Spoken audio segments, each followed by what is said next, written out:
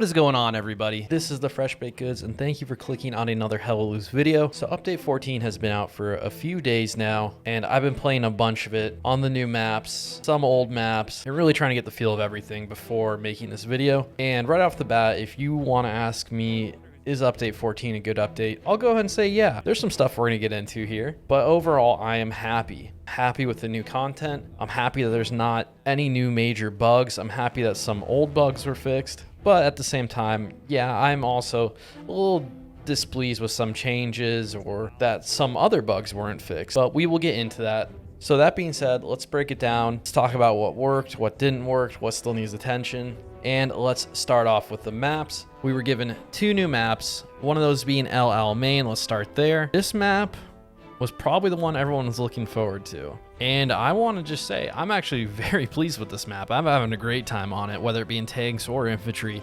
This map plays like no other map in Hell Let Loose. Not only is it absolutely gorgeous to look at with all new assets being the new theater of war, each strong point in this map feels like it was designed to be fought over.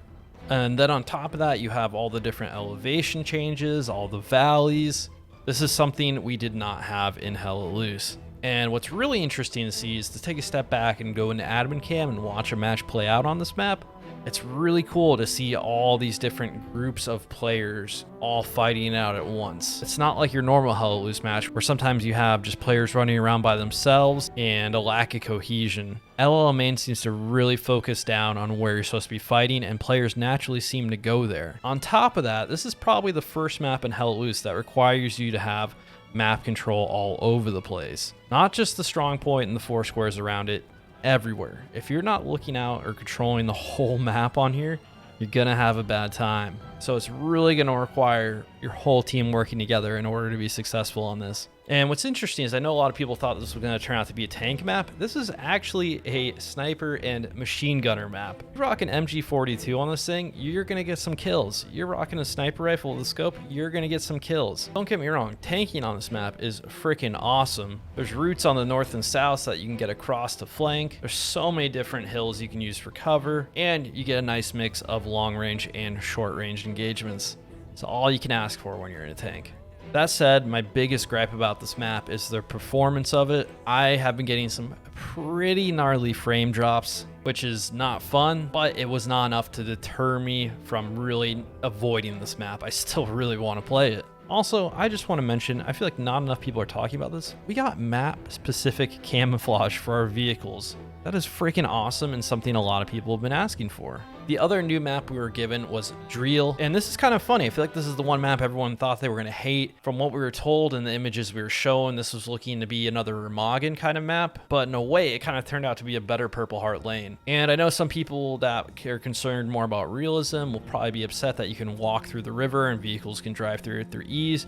But for gameplay purposes, this is freaking amazing. Instead of the bridge feeling like that was going to be the main part about this map, it just feels like another strong point, which is so cool. And there seems to be enough foliage, enough cover between elevation changes to really not make it feel like you're out in the open too much. And the more I play this map, honestly, the more I like it. I'm finding it really hard to find anything really bad to say about it. And really the worst thing it did was kind of show me the bigger faults in maps like Purple Heart Lane and Remagen, because playing something like this gives me no real urge to go back to those other 2 maps.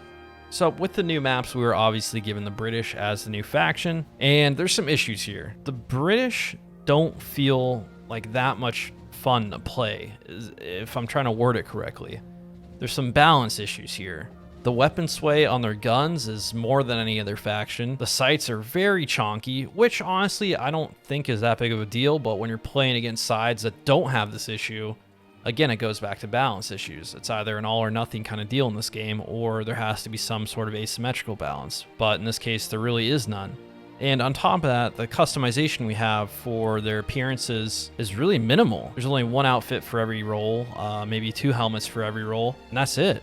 I know this kind of shouldn't be a big deal, but when we were given the Russians, we were given tons of customization options. So I feel like a standard was set, and then this comes out and doesn't really meet that. I know for gameplay purposes, this isn't really a big deal, but it's more about consistency at this point. And it's not like options aren't there. We were given Africa, and you're telling me my boys can't be out there rocking the shorts?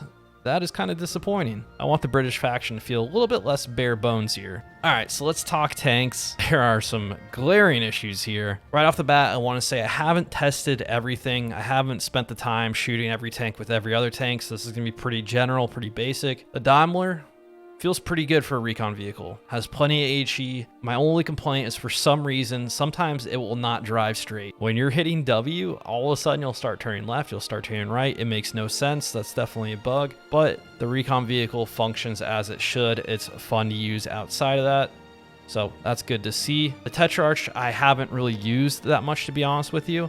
It seems to really kind of fall into that category of the T70 where it's kind of like a Stuart without the whole MG. So, you know, it's kind of just filling that void of a light vehicle. So it's good to see that in there. Cromwell seems to be actually a really fun medium tank to use in this game. It's unfortunate that you don't get to use medium tanks more because I want to see more Cromwells on the battlefield.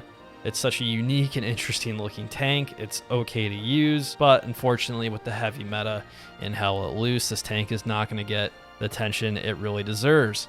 So let's talk about the Firefly. Right off the bat, I'm just going to go ahead and say it. This tank needs fixing. It is seriously messed up. There are so many things wrong here. I can only think that this tank was made a year or more ago by Black Matter before this was handed over to T17, and then just no one looked at it. For some reason, this tank has the mobility of the old medium Sherman. For no reason. I'm talking about the mobility that was patched out of the game because it was so bad is now back here with a heavy tank that costs 600 fuel and is supposed to go up against Panthers and Tigers. Yes, this tank takes almost 20 seconds to turn around. While the top speed is nice, you can get up to 23 kilometers per hour. The second you start turning it, it drops immediately down. So you just lose speed while barely turning. So really the only thing it's good for is going straight forward. As far as the hitbox goes, this thing is all over the place. So yes, it does have the heavy tank health pool, but for some reason it has weak spots on the front that can be penned by a P4 or Panzerschreck, and I don't know why. Don't get me wrong, I would love for every heavy tank to have weak spots, but for some reason to only give it to one heavy tank with all these other disadvantages is just poor planning, especially when these weak spots can be penned by AT as well as the medium tank. It's just not balanced. Don't get me wrong, there is some good here. This tank does have a 6-second reload time like the Panther, so this is the only other heavy tank to have that heavy tank cannon with that same quickness of reload speed. So that's really all it has going for it is reload speed and top speed. But the weak point imbalance and the mobility being just complete shit really makes this one of the worst tanks in the game for the fuel cost and what you have to go up against. And then you put this tank on a map like El Alamein and Driel, where tanks can be very crucial sometimes. This does not compare. It's just not there. This tank isn't fun and it's not balanced. I don't know what else to say about it, which is really unfortunate. It does kind of feel like this was supposed to be its own tank destroyer class, and it got forced into the heavy tank role for some reason, which is definitely unfortunate. So that's all the time I really want to spend talking about the new faction. I'm already dragging on now. Let's talk about the biggest gameplay change that nobody really saw coming. So player movement speed was increased, and it's now faster than it was before the update. I think it was update 8. It's now faster than that. And I am very torn on this because I did feel like infantry moved a little slow. It just didn't feel good when you're trying to cover a lot of this open ground. So I did feel like there needed to be an increase. If we're doing a flat out increase like this seems a little excessive because there's no slowdown when you go to Zig and Zag and Serpentine. You're still running like a fucking Olympic athlete here. So the only way you can really do something like this, increase the speed like this, is give it some more depth. Make it so you lose speed as you're turning. Make it really have a sense of inertia. But since that was not applied, it feels like a little much. And don't get me wrong, I do like some parts of this. I do like being able to go to prone from sprint, and it feels really smooth. The vaulting feels really smooth as well. And the diving is a bit much as well. It can be spammed really hard and kind of create this Call of Duty type of movement, which just should not be in the game. So, you know, if I had to guess, there's just no way this stays around. This has to be patched. This has to be looked at. It goes against what any Hell Loose player wants in this game. But one of the biggest things that nobody is talking about is how this is in relation to vehicles in the game. Because right now, as it stands, infantry can run as fast as a medium tank in 3rd gear and almost as fast as a Tiger tank is 76 and IS-1 in 4th gear. That is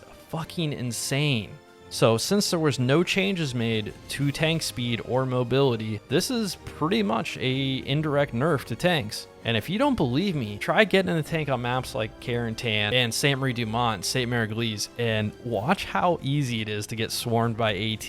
Those dudes are hunting you down like they're T-1000. You could get all the way back behind infantry support, and these dudes are now just jetting around the map after you over and over and over again. They can't turn around fast enough now. It seemed like it was a quick answer to, oh, infantry feels slow, boost it up, without any consideration of how it affects anything else in the game. And that's what's really upsetting to me about it. Yes, I think there needed to be something done. Infantry moved too slow, but I feel like this was the quickest fix. Because when you go these quick routes, then you have to balance a slew of other things, and you're just 1 step forward, 2 steps backwards. Whereas if they put a little more depth in it, like some inertia or something like that, then you don't have to balance as much. It kind of works itself out on its own. But I'm going to be surprised if this stays the way it is. They could also reduce the speed just a little bit. Like, honestly, they said it was increased by 15%. I don't know how accurate that is. Maybe half it and see how that goes. But right now, this just ain't it. So the other big quality of life feature that was introduced in Update 14 was the non-vocal communication tools. And honestly, this is pretty whatever. I doubt too many people on PC are going to use this. I don't play console, so I can't really comment on that. But if you even have your text chat set to minimized on PC, you're never going to see this. You're never going to see any of those pop-ups in there. You will, however, see that your unit can also place markings. So like a non-SL or a crewman or a sniper can produce their own, observe, moving, attacking, defending mark, and it'll stay on the map for about 8 seconds or so. The only catch is it's the same color as the SL's marks. So all of a sudden you could have 2 observe marks up there and not know which one's which without, dragging a mouse over it and seeing who it was made by, seeing how much time is left on it. So again, this is something that I like the idea of. I get it. It'll be a nice tool to have. It doesn't hurt anything unless you let it, but it's not there to really justify its use. And surprisingly, the best thing to come out of this is for tanks, because now crewmen can ping. It's just your standard, red exclamation mark triangle ping. So if you're in the driver or the gunner seat and your TC is in spotter, the driver can now ping and the gunner can now ping. So that is really cool and something that should have been there from the start. And I guess that kind of came as a side effect from these nonverbal communication tools. So lastly, I do want to touch on some performance stuff. As far as gameplay performance goes, I have been getting a decent amount of micro stuttering, which is very frustrating. It seems to be really hit or miss. Server performance has been crap across the board still. Whatever Team 17 introduced in Update 13.5, I'm guessing it's these game analytics, has still been really heavily impacting server performance. So I've seen multiple crashes, a lot of lag, and just a lot of instability. And this doesn't seem to be tied down to one server provider. It's happening on multiple different servers from multiple different providers. And if you're on the admin side of things, I'm sure you've reached out to your server provider and they said it's not us. So again, whatever was introduced in Update 13.5 to affect this is still there, sadly. I haven't had really any VoIP issues, surprisingly, so that's good. I have, however, heard of other people still having issues with it, so that's bad. But overall, aside from the server issues, the game seems to be running a little bit better than it was before. So I will take that as a win. And I feel like I have been ranting a while now, so let's go ahead and start ending this video. That's really all I have to say about Update 14. Obviously, this is just kind of the initial thoughts. I've only been playing it for a few days now. At the end of the day, a lot of this could have been solved by having some form of PTE or just playtesting in general. There's a lot of issues here that really made it through the cracks, and hopefully in the future, Team 17 figures out a way to get some people hands-on with this stuff before it goes live. Because I'm guessing nobody got in the driving seat of a Firefly before this. or even play tested the British guns that much. I don't know, maybe they did and they're seeing something I'm not. But then you have stuff like the infantry movement that, sure, yeah, in an empty server, it feels really good running around in. But when you put it in the actual 100-player battles and how it reacts to everything else, then all these other issues pop up, and they would have been really easily detectable with some sort of testing environment. Again, I know this can sound like a very negative video, but I'm having a lot of fun in this game. I don't know how else to say it. Despite all its flaws, despite all the issues that come up, this game is still a great game. I am still having fun in it. And yeah, there are some balance issues, but that's not going to stop me from playing anything. You know, I'm still going to play as the British. I'm still going to play the new maps. They're still fun despite me talking all this shit. I don't know. I apologize if I missed anything you guys wanted me to cover in this. You know, I appreciate all you guys for watching. Let me know your thoughts on Update 14 down below in the comments. But thank you for watching. Thank you for everything you do. I'll see you dudes on the front line.